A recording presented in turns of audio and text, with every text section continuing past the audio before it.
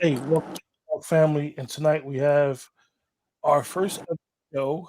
We're going to try to do this a month called Conversations with Friends with Melodic and myself. And tonight, right off the bat, we're going to go right into a very interesting topic that plagues our community. And we have two great guests tonight, Miss Wise and King Atterbury, who most of the audience knows from the Poetry Corner. He's the host of that show.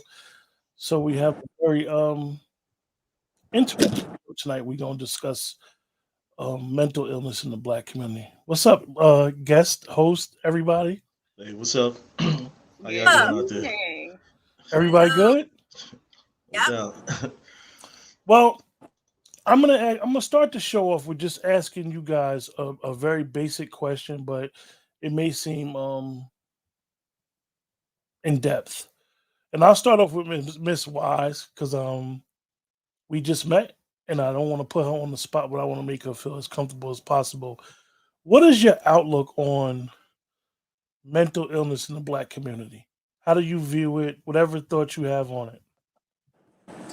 Well, I feel that in our community, I think it's obviously there are a lot of mental health in our community, and I think it's getting better in terms of people recognizing it or paying attention to it more so than maybe about 10 years ago.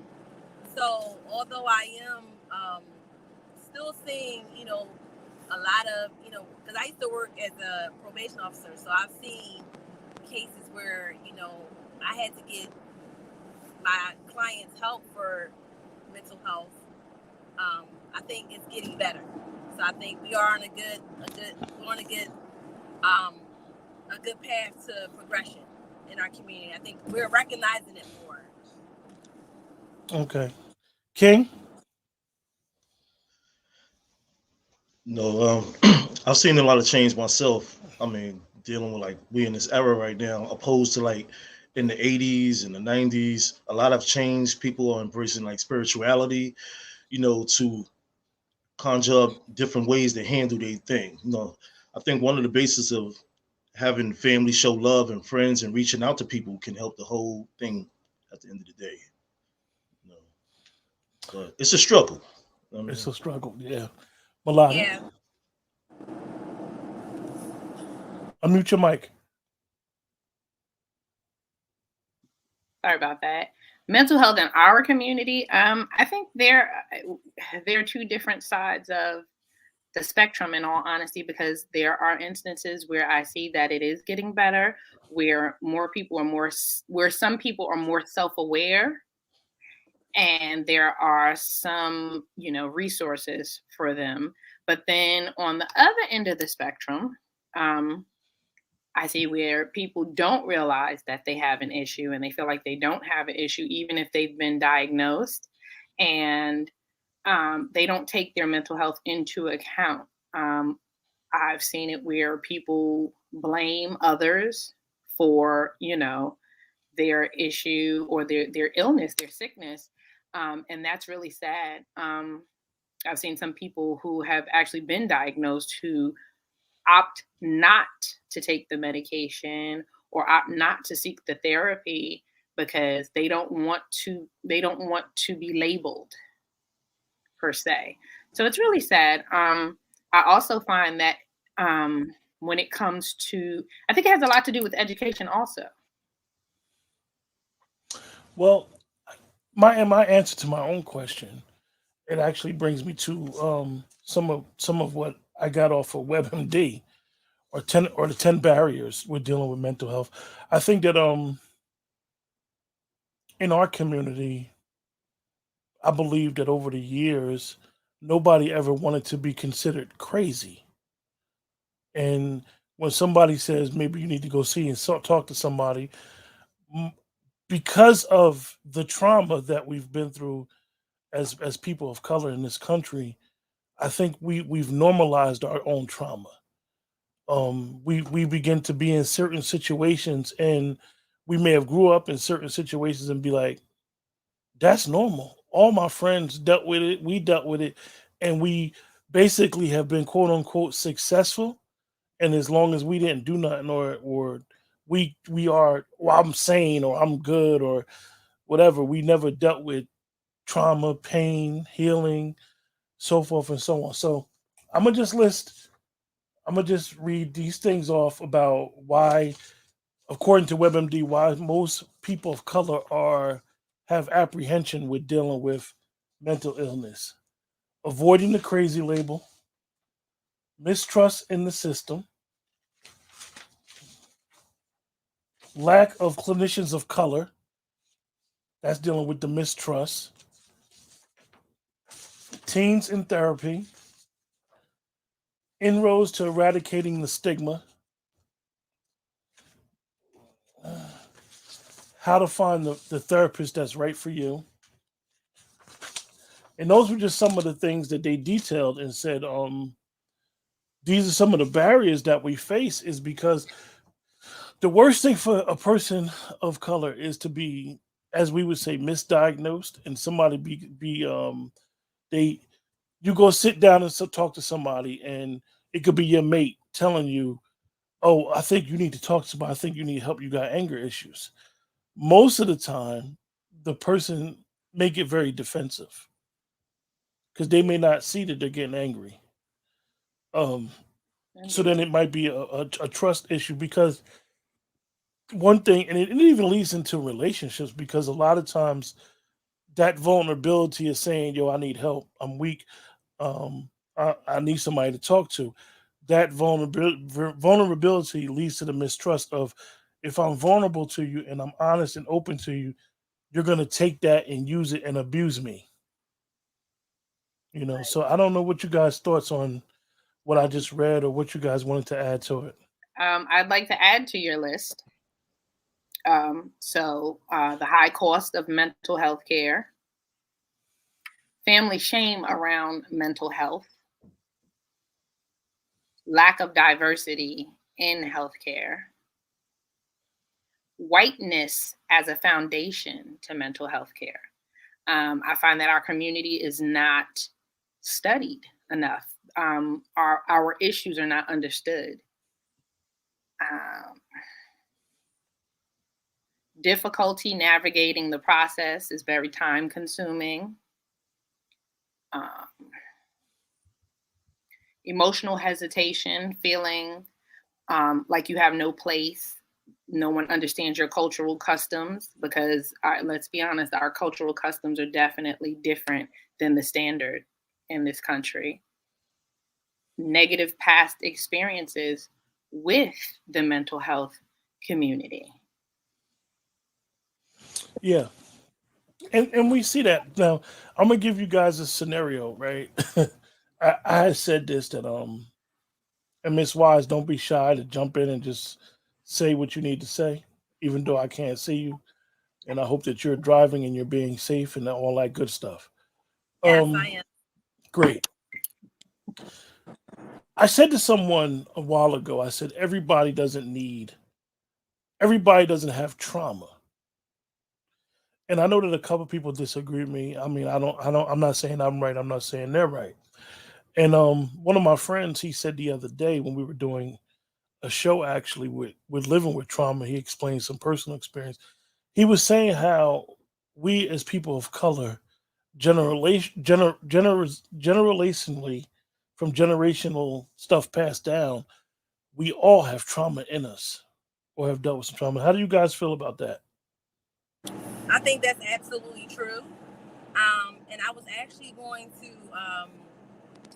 jump in and say that I think a lot of, one of the things that Nicole mentioned was that it's the family, like the family rejection of it. So, a lot of times the older folks, as they say, they swept things under the rug. They didn't want to speak about certain things. Everything was pushed to the side. So, as you growing up, feeling like you could talk to someone. Sometimes it's just a matter of wanting to talk it out, or you feel like you said, I'm not crazy. So even if you don't have the professional that you can sit down and talk to, a lot of the older people felt like you didn't talk about certain things. You just let it go, and that's not how you deal with trauma. You can't just let it go. So I think that is definitely prevalent in our community, especially with the older generation. I think our generation is getting much better about going and speaking about their issues and their trauma, but obviously we have some ways to go also. Yeah, it's amazing. Even though I had said what I said about everybody doesn't have trauma, and he said what he said. When you think about slavery, and I know sometimes we think slavery was just only 130 years ago, 140 years ago, but the reality of it is that our grandparents were slaves. Most of our grandparents were basically coming out of slavery. So it's not like it was so long ago that, like you said, Miss Wise, with hush hush on a lot of things that have happened generationally. Um, the how the men were done, how the women were done, and it's like, for lack of better words, we've instead of looking internally and saying, I need help with these issues, I'm blaming a woman for my issues.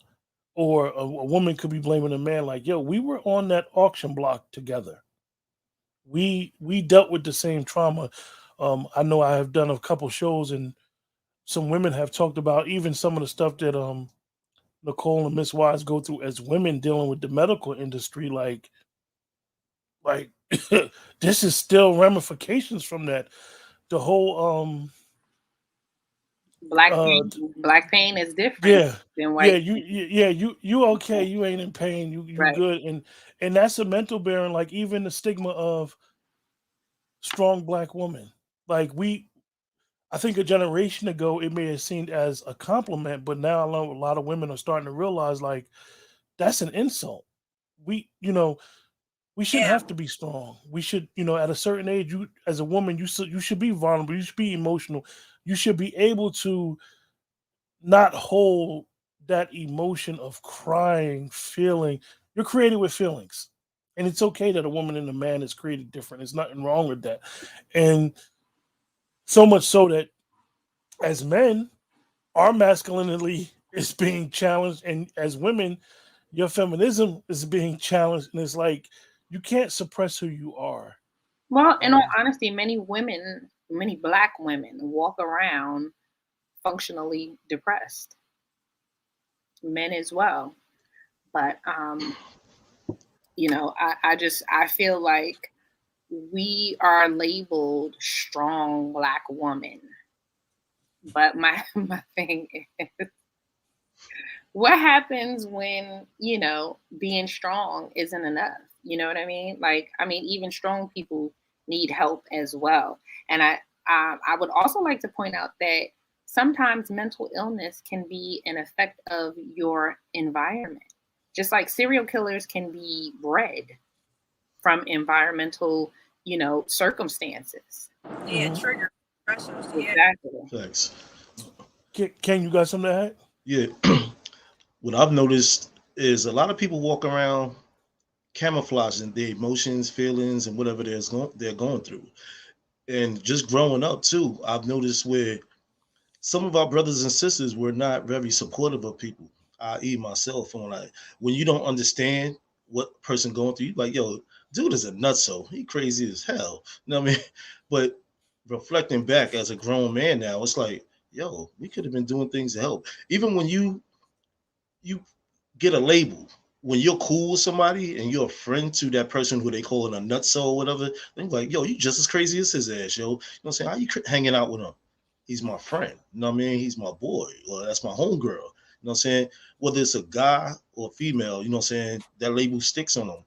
So, I mean, maybe we didn't understand back then to help others out instead of criticizing them or just name calling and stuff like that. So, I Well, mean, he, mhm. Yeah, that's a good yeah, point. Right. That's definitely a good point. I definitely understand what you're saying in that aspect. Just fear of being associated with that person, growing up, like you said, as far as like a teenager, that's most people are concerned about, the way they look. Perception is It, everything. it Yeah, and it's like when you teach a child, sorry. right? When you teach a child,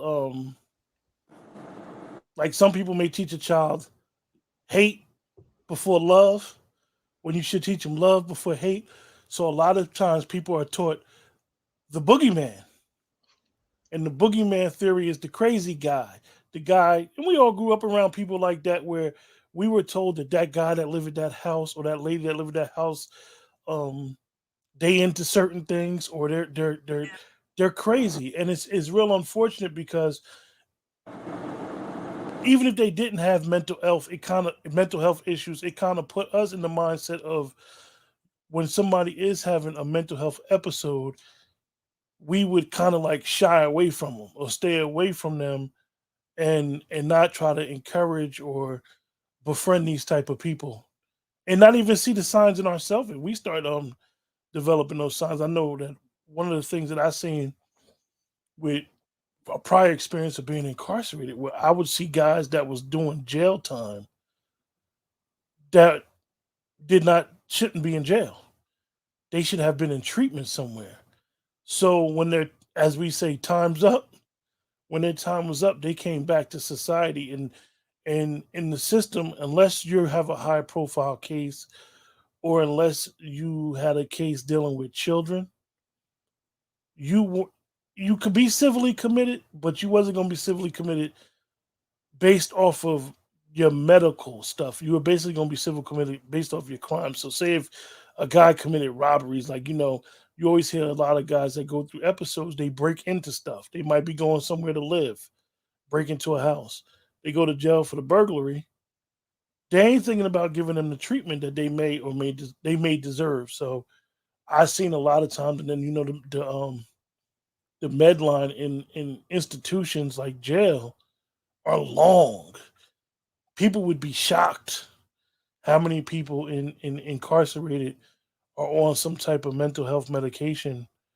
Um, you know, and as how many people should be because they may be avoiding some issues and they just be acting out according to those issues. that's true yeah. though. But what I thought about too.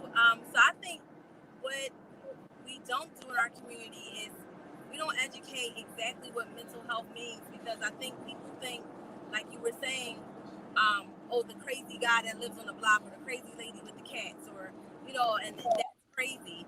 But it's all mental health is also depression and, anxiety and all these other things that we, experience or we can experience. And so if we don't know exactly what the range of, mental health is, how will people know, or how do we know, what we need to seek help for if we don't even understand what it is?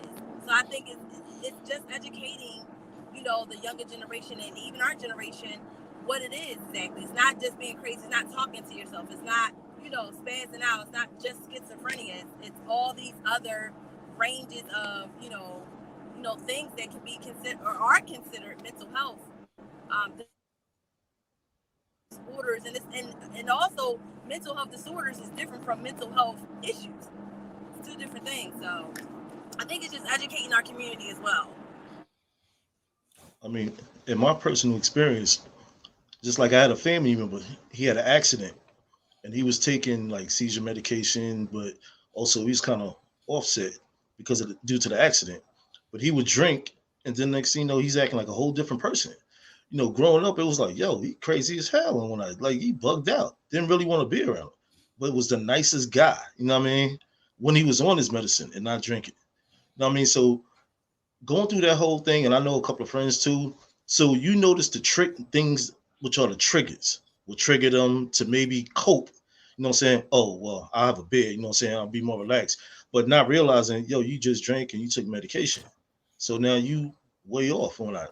But also I believe family trauma also, you know, not even really family, just trauma in the world. You know, trying to survive, stressing, going through this, going through that. You know, not someone not being there for you, where you're going through all these different things. You know, and I believe that there's help everywhere. Maybe you don't want to sit on somebody's couch. Maybe you could just be in tow with somebody else that you can speak with that make a difference. You know, be supportive. You know what I'm saying? Like, I mean, everybody needs support one way or another. That means you never really know what somebody's going through unless you have that conversation. You know what I mean? Absolutely. And have Absolutely. trust, and so they can trust you also, loyalty and trust. Absolutely. Before I read something in the before I read some other statistics, I want to ask you guys something. And I thought about it when Miss Wise was talking, and how our community and our resilience is so amazing. Um, we literally turn shit into sugar, so to say. We know how to make something out of nothing, and we make a joke out of our trauma. Um, I was thinking about the last couple of years, like even seeing social media, people do stuff and they'll be like, "Oh, I'm bipolar," and and I always thought it was interesting because people will be like, "Oh, I'm bipolar," and it was like we were minimizing the mental health issue. And you see it, and it's like we playing, and then you got people that be like, "Oh, I'm a super introvert. I'm bipolar. You know, my bipolar be acting up."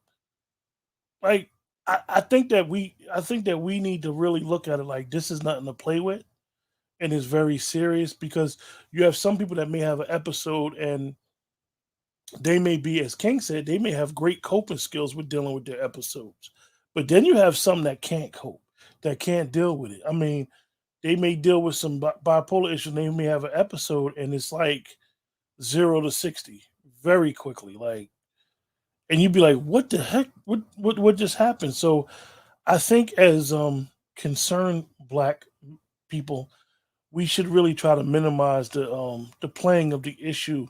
And even when we see it, a lot of times we see it in celebrities, and we'd be like, "What the heck be going on?" Like, so, in not understanding that, they may be having an episode.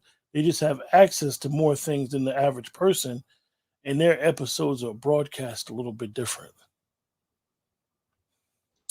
Nick, you had So something you wanted to say? I'll mute your mic. There were some other statistics that I wanted to mention also that affect our community because I think, again, I want to say that, I mean, this particular show is focusing on mental illness in the Black community. And it's different for us. Our cultural customs, etc., are different. So I just want to mention a couple of things. And you guys tell me what you think about this and how you feel. More than 1 in 5 Black and African American people in the United States live in poverty as of 2018. Black women are the heads of households in roughly 30% of African American homes compared to 9% of white homes.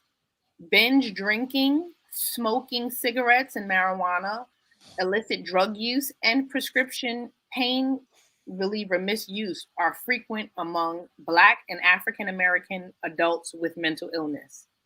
Historical adversity, which includes slavery, sharecropping, and race-based exclusion from health, education, social, and economic resources, translates into socioeconomic disparities experienced by Black and African American people today. Socioeconomic status, in turn, is linked to mental health. People who are impoverished, homeless, incarcerated, or have substance abuse problems are at a higher risk for poor mental health. Miss Wise, you want to talk on that first? That's a lot to process. And honestly, even though you feel like you know something, like, okay, definitely a lot of those statistics wasn't necessarily shocking to me, but it kind of took me back. It kind of took me for a loop a little bit emotionally, like, a little sadness. Um, just seeing, and Nick, is this I'm sorry, is this recent, like as in 2022, or is this um the last? So there were a lag in the statistics. So they're 2016 and 2016 to 2018. Okay. I didn't see any recent updates, but I'm sure that those numbers have increased, especially due to COVID. Oh, absolutely. Absolutely. Yeah, and we didn't even speak on, what happened to people during COVID, because then, I feel like even the younger kids started experiencing, all different types of mental health, issues and problems during COVID. But yeah, those statistics are really disheartening for me, at least.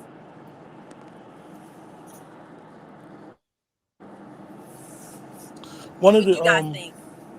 one of the things that I wanted to address in reference to what Nick just said about the about those statistics and dealing with poverty and so forth and so on is that it goes back to a lot of us as black people. We for some reason we forgot who we were, and what I mean is, during the Great Migration, a lot of our families came up north and kind of didn't pay it forward to our heritage and our families in the South, and it has allowed us to get a little too comfortable, to the point where we feel like we've arrived. Many of our grandparents were first time home buyers, so we see it and it's like, I achieved all this, so we're good now.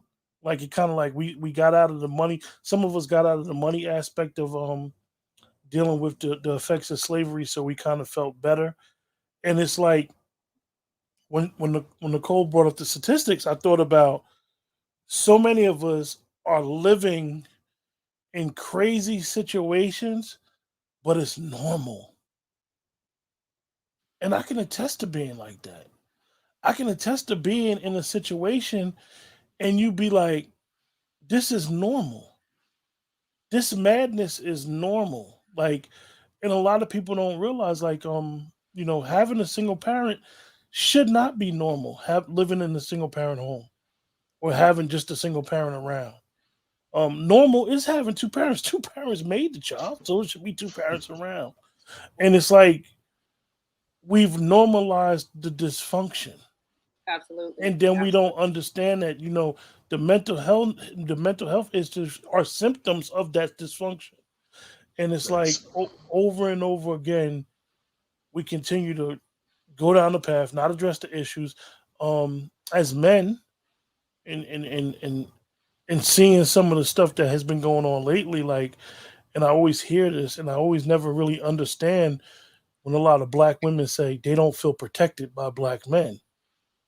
But then I see all this stuff that goes on through social media, and I'll be like, you see all these guys where even so much so forth that where a guy will talk to a young lady, and she don't want to talk to him, where dudes will beat him up, beat a female up for that. And it's like we don't even know how to take no. We don't even know how to take rejection, and it's not a bad rejection. She may just not be into you, and it's like going back to the coping. We don't even know how to cope and dealing with COVID and running to the resources, and it's a whole lot of different factors. Um, we do have some stuff where we how do we break this cycle? But when you really sit back and think about those statistics that Nicole just said, it's kind of sad and disheartening. True. One of the things a lot of people say, "Oh, you don't understand. People don't understand me." I've been through a lot, whether male or female. But it's like everybody's going through something. You just have to figure it out. You know what I'm saying? Like I said before, speak to somebody. But I just sit back and observe a lot of different people. I mean, in our culture, I just be like, I don't understand. I don't get it. We have the tools out here. The communication is open, but you have to be one of the ones that want to reach out to somebody. You know what I mean? It's like Don the real song, reach out and touch somebody's hand, you know. But real talk though, but you have to be that way. You know what I'm saying? Like we living in a society today which a lot of people don't care. They're selfish. They only care about themselves. We have to like each one teach one and just be there and show love to people, no matter what.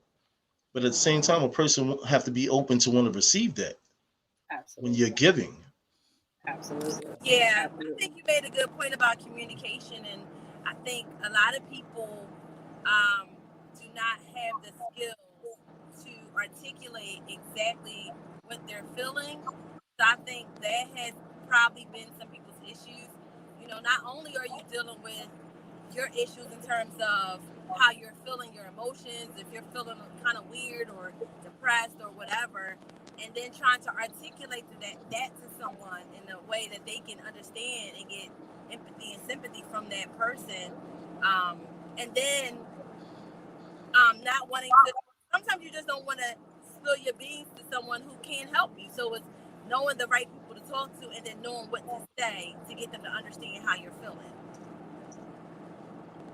Indeed, I definitely agree with that. I also want to touch on another topic, guys. Psychotropic drugs.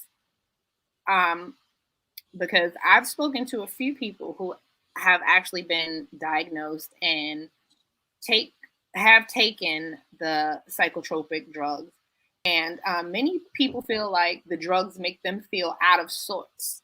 They feel like their feelings and their emotions are not their own. They feel like they're manufactured because most times the drugs make you feel like you're on one playing level. You don't have any highs, you don't have any lows, you're just flat. And they feel like, I'm not in control of my emotions and I feel like I can't express myself. So they feel very, they feel like it's manufactured. Oh yeah, Well, I know. I'm sorry. No, go ahead. I know a lot of my clients were prescribed, Adderall and Seroquel and all these other medications that were meant to kind of calm them down or balance them out, but it had adverse effects. And so whether it be weight gain, whether it be sleep, tiredness or whatever, but it kind of made them, kind of discouraged them from taking the medication. And so they were constantly taking the medication, coming off the medication, and there's ramifications for coming off the medication, then getting back on the medication. So I definitely understand what you're saying. But I guess it has to be, something that they kind of explain to people, like how they're going. I think that's just educating the person on, what they're taking and what it's going to do to their system. And I don't think the medical industry has done a great job of doing it. Right. You know what? You're absolutely. Oh, I'm sorry, Melodic. I'm sorry. Not to mention the fact that a lot of the psychotropic drugs also increase your sexual appetite. So you have a lot of people who are out there who are having mental issues or have diagnosed mental issues, and now they're, they're very, very sexual. And sometimes, as Q said, people get into these situations, they get into these relationships, and they're offended when you recognize that, hey, you have an issue. You know what I mean? Yeah, as I was about to say, being a medication technician, a lot of medications is not for everybody though. You know what I mean? Because of the interaction with other drugs. I've seen someone on Seroquel. 1 minute is working, another minute, depending upon whatever trauma or whatever they're using that medication for, it don't even hit the spot sometimes. The person is still active and unbalanced and everything. But like I said, I believe that speaking to someone, and also a main factor with those medications is the triggers.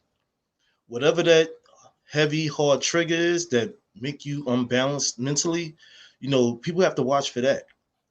So a lot of times you gotta be thoughtful and kindful to people and whatnot, and understand what they're going through also, and recognize the triggers. One of the one of the relationships that I believe that each individual that's a human being that's walking around today, I think the key relationship that everybody should have is a relationship with their primary care physician and understanding certain symptoms, how their body is reacting. I mean, I know people who can't even take a Tylenol because they will feel an imbalance when they take a Tylenol. So it's like when Ms. Wise said that when we have to do a better job of educating ourselves when it comes to knowing what this medication is supposed to do. Number one, what are some of the side effects? How will this medication, if we've taken it, and even doctors, I go back to certain medications I used to take for my asthma, and I sit back and think about what the doctor used to say to me after and before. I mean, before and then after, and then now being older, where basically you start diagnosing yourself when you talk to your primary care physician. And even if he's not your doctor for your psychiatric doctor, if you having help or you having an issue, your primary care physician, he knows your chart. And this is one of the things, even in the day of this C-19 for the last 2 years, I believe that a lot of people have educated themselves on their own personal health and understanding their body and how their body reacts to certain medications and certain things that's going on. And we need to be very, very observant of what we put in our system and how our body react to it. I agree with that. So Absolutely. Absolutely. Absolutely. So Yeah. I had some other interesting statistics. Um, it's kind of wordy, and I don't feel like doing a whole bunch of reading. Um, but Summarize. it's yeah. It said the percentage of adults who received any mental health treatment varied by age and group. Figure one, it says the demographic between 18 and 44. That demographic is 20%. 45 through 64, that demographic is 20.9%. 65 and older, that demographic was 18 to 7%. Now, took medication, the demographic for 18 to 44 was 17.3. 45 to 64 was 17.7. And our seniors 65 and older were the lowest, 15.4%. I mean, I think a lot of people don't take medication. And the ones that do, unfortunately, the pharmaceutical company has made people addicted to medications that shouldn't even be addictive medication. Some of those medications that are there, like Seroquel, for example, I've seen a lot of people throughout my travels take Seroquel, and they actually have an addictive ingredient in there now, where you see people get addicted to it. I mean, that's just like painkillers. The pain medication, people feel like they need it.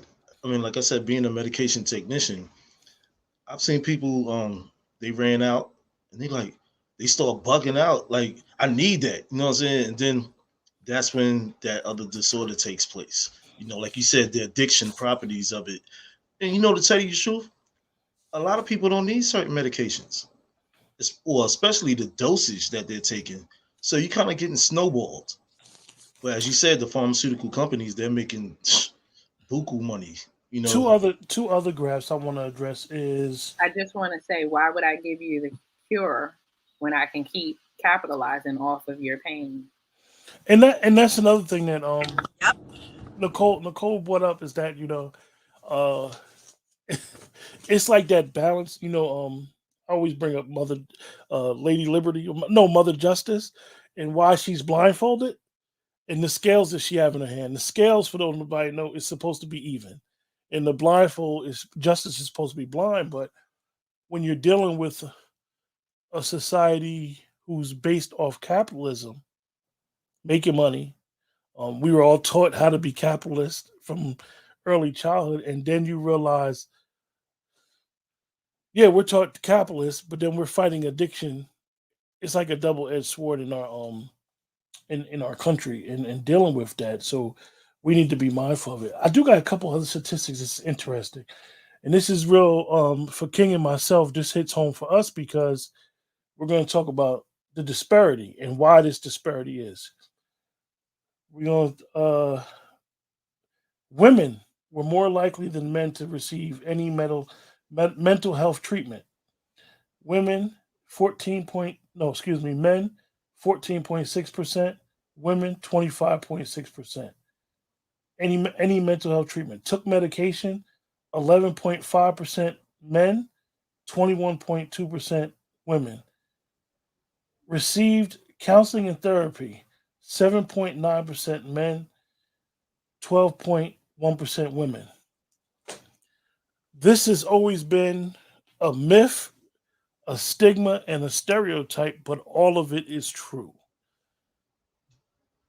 Black men have a fear of the doctors. I believe that the fear comes from everything that Nicole said in reference to the statistics, not trusting the medical industry, knowing what was done to us, and just it's like an attack on the male's manhood. That if he goes to the doctor, if he's having issues, and he goes to the doctor, and the doctor tell him something, it has to be some type of gloom, and the doctor may just tell him like, look, other than your cholesterol, you in great health. Like he could tell you that, but instead, a person, most men, you'll hear, "Oh, I don't want to know. Oh, I'm good. As long as I feel good, I'm good." And this is why we, men of African American descent, we have so much higher rates with certain things, um, because of that fear. So, King, I'm gonna ask you, as a black man and being in the field you in, and I know how you feel about your health. What's your outlook on, in your opinion, on the disparities of why so much women are adverse to women have no problem going to get treatment or going to seek help, and we do. I think a lot of times we try to figure things out where they're more vigilant than us, just going there, being assessed and everything, and handling the situation.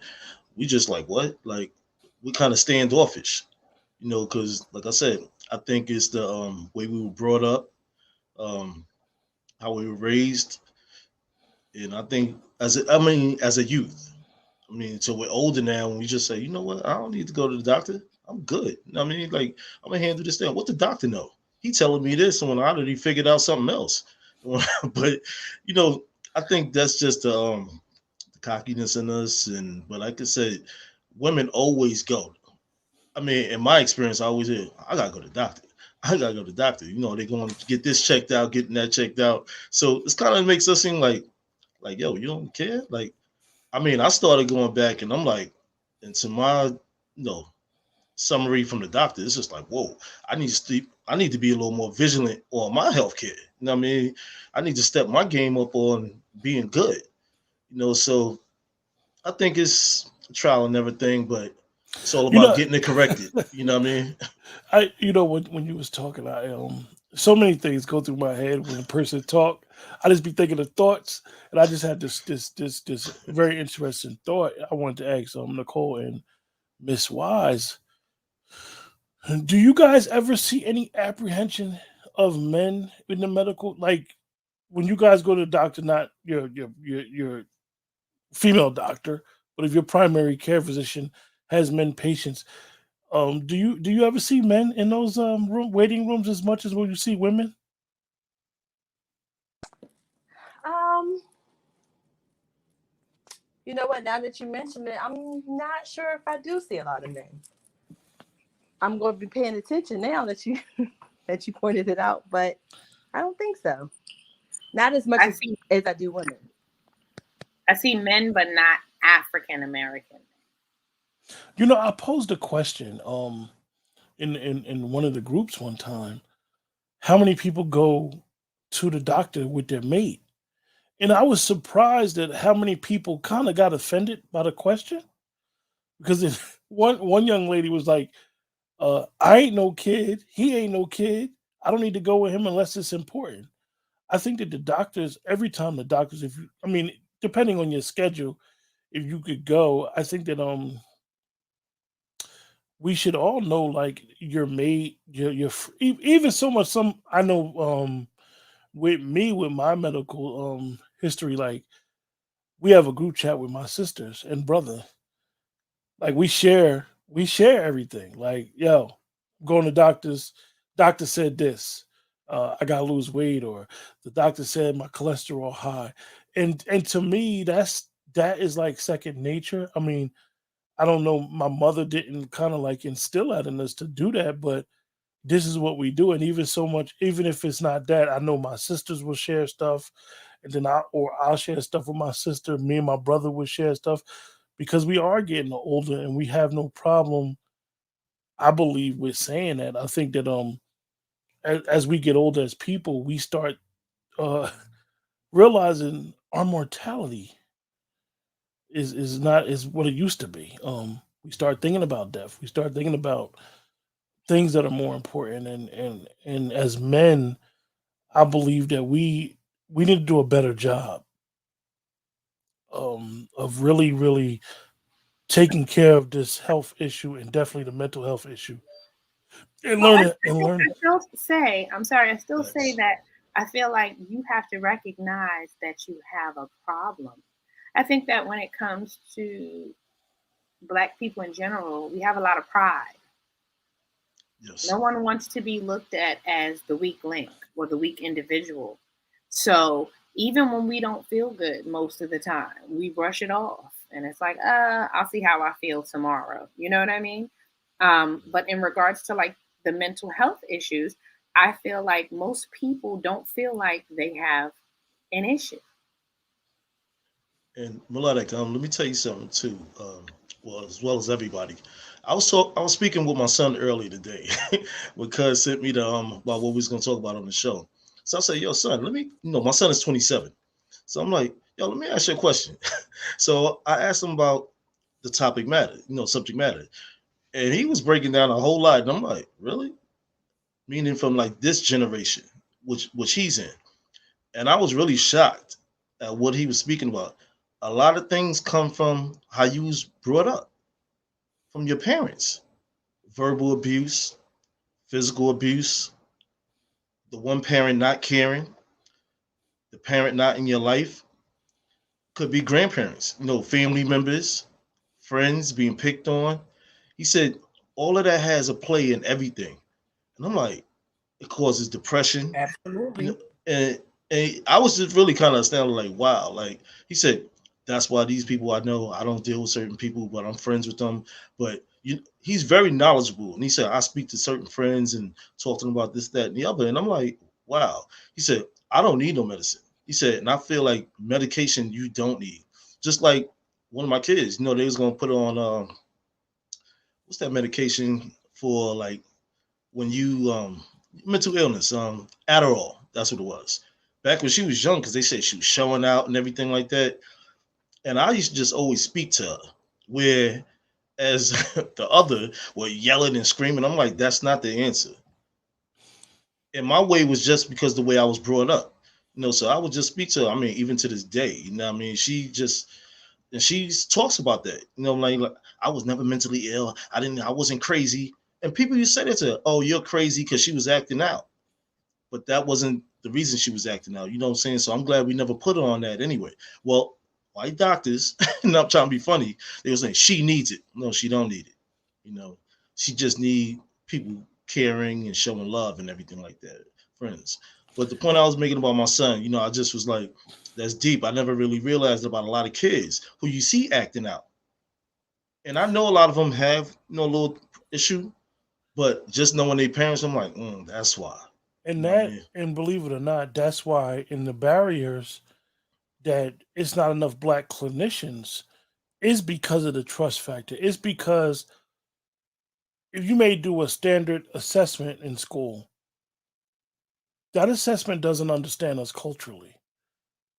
It just doesn't. I mean, these standardized testing from what I've seen from my own personal experience, and then like being around educators. Um, I did a couple shows with some educators and people dealing with children in the spectrum. That culturally, these tests may not be for our children because we're coming from different factors from the background, the poverty, and it's not to make anybody feel like they need special tests for our kids, but the tests may be like for example, right? And I always bring this story up about testing. I remember when I was in ninth grade, they gave you this test they used to do twice a year. And the school tells you the test means nothing. So me and one of my friends had a bet, a $25 bet, who could finish the test the fastest. So marking off answers, he won. But anyway, later on that day, later on a couple weeks later, the school contacted my mother. So my mother said to them, like, what kind of test was it? So my mother said, my son told me that y'all told him the test don't mean nothing. And literally, they said, oh, it do mean something. It was how they get their funding. But they tell the kids it don't mean nothing.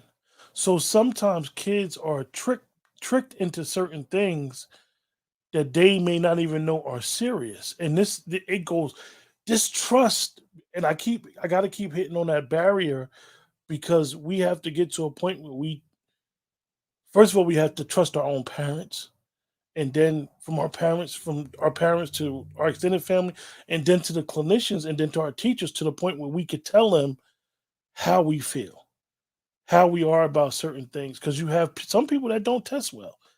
They can do it if you tell them how to do this, this. Like I'll be honest with you, and I don't know if anybody on the panel has small kids. The way these kids do math in school now is weird to me. But they, Absolutely. I mean, 1 plus 1 is always going to be 2. It's an obsolete. So it's an absolute. So we know that we grew up on that. But the way the kids is now, they trying to act like do problem solving with math. And math, for those that study language, math was actually one of the first languages that was ever around. So it's just weird. And I don't want to take too much from our discussion. Is to get the kids to be able to trust and open up and understand that these tests may not be for us, and be involved. And like King, one of the things that you said that was interesting is you were able to tell them that your daughter didn't need that. Now, because you seen it. Now, had you not been there, it could have been a different case. And they stressed on it that she needed it, but it wasn't. I mean, my daughter's fine. She's very smart and intelligent. I mean, it shocks me a lot of times, but that just goes to show how they pushing medication on children that don't really need medication. They just need to be shown a different way. I mean, even adults on that nowadays. You know, I learned just watching a lot of people just to don't judge them. You don't know what they've been through growing up, and you can't just be that way. So I'm always just be cool. And it's amazing that a lot of people like speak to me about something. Like, oh God, I'm going through this. I'm like, don't let it get to you. Like, you know. And I always tell people like, try some meditation. Go by the water. Look at the water Absolutely. waves and everything like that. You know what I mean? No, I'm Absolutely. serious. I ain't trying to be a guru, but I'm No, just no, saying. I'm messing Yeah, with you because I know absolutely. that's one of the I things you understand do. what you're saying Yeah, 100%. No, but it's relaxing and soothing. I go Nicole, by the bay all the time. he's saying that, Nicole, because he goes out to this cape, and every time he goes out there messing with that water, he comes back and writes another book. So that's why I'm messing with him. I absolutely understand. I'm right there. I'm right there with you. Yeah, Okay. but it is relaxing because like a lot of times it can be things heavy at the job and everything, and I don't want to get stressed out and stuff. So my days off, I go over there by the bay and I just be just relax and sit. I don't sit on the couch, but I sit on the bench. But you know, it is relaxing though. It's just breathing, just relaxing, and just like what, it ain't that Right. serious. Like just be cool. But I tell a lot of other people, I'm like, try going by the water. You know what I mean? Just Right. Well, I feel like our cultural barriers also play into why we don't seek help, in all honesty. Um, I think a lot of people are ashamed to admit that they've been to therapists before or whatever. I think sometimes you do need a neutral third party to help you sort things and to help you deal with your emotions. Because in all honesty, let's be honest, culturally in Black families, we don't deal with our emotions. It's like when it comes to boys, don't cry. You're a boy. Boys don't cry. And when it comes to girls, it's like, it's okay. You just need to be, you just need to take it in. It's going to be okay. Stop crying. We're going to figure it out. But pushing your emotions and your feelings aside are not, that's not good. I mean, I feel like you should help your children to understand their feelings and not you shouldn't shut them up. You know what I mean? Yeah, I totally agree. So one of the things I know we wanted to discuss before we close out um is some of the things to stop the stereotype. I had some stuff here in all these notes I took. It said, steeped in the stigma, from those historic misconceptions, we've learned to ignore mental illness or call it in other terms like stress and being tired. And this is a quote from Christine M. Crawford, MD, MPH. She was doing her psychiatric rotation in medical school. She's from out of, she's part of, hold on. I don't need nobody to have to cross reference me to be like, where you get that from? She's part of the Boston chapter of NAACP. She said the root of mental health stigma among Black people can be traced back to slavery.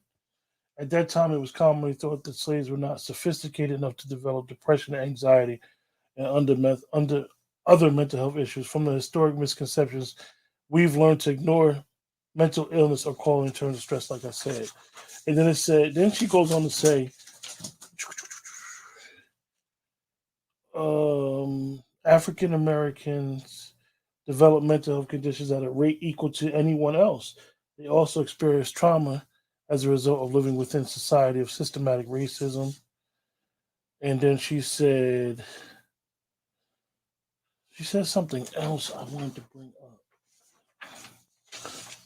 Her bullet points was bring awareness to the use of stigmatizing language around mental illness, educate family, friends, and colleagues about the unique challenges of mental illness within the Black community, become aware of our own attitudes, beliefs towards the Black community to reduce implicit bias and negative assumptions.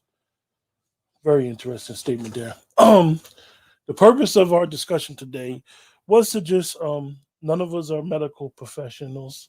None of us are in the mental health field. We just wanted four different people to be able to have this conversation to just allow people to feel comfortable in their own space. If the least that we could do is to get one person to say that I may be having some issues, the 1-800 suicide hotline number has been under the bottom of the screen for about 20 minutes now.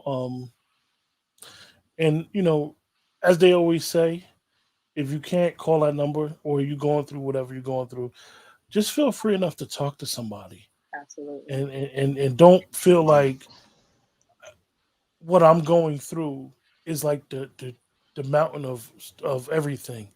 Like Hopelessness. what I'm going through, nobody else ever on the face of this earth have ever went through, and mine is so paramount. Feel like be comfortable enough to talk to anyone that you would like to talk to about your issues. You three, any final thoughts, comments, something we might have skipped over? Well, I think we covered all the basics on everything.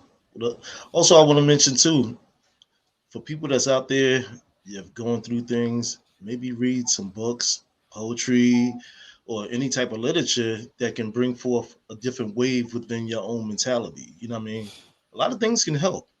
You just got to pick and choose one and feel comfortable within yourself. Find an outlet. Yes. Yeah, Find an outlet. yeah, I think so too. I think Well, this is a great discussion that you guys have presented here tonight. I think it's something that doesn't get talked about enough.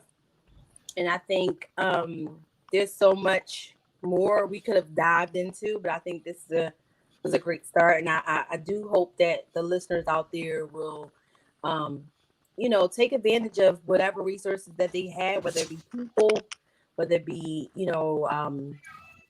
free resources out there, centers, or whatever it is that they need in order for their mental health to be taken care of. With that, you guys, and I'm asking Ms. Wise to not leave the broadcast. Um, with that, you guys, until the next time, this is Conversations with Friends. If you have any thoughts, comments, please let us know. If you have any subjects you want us to address or you want to be part of the show, just let us know. And we're more than willing because this is about us trying to heal us or us trying to help us get where we all want to get to.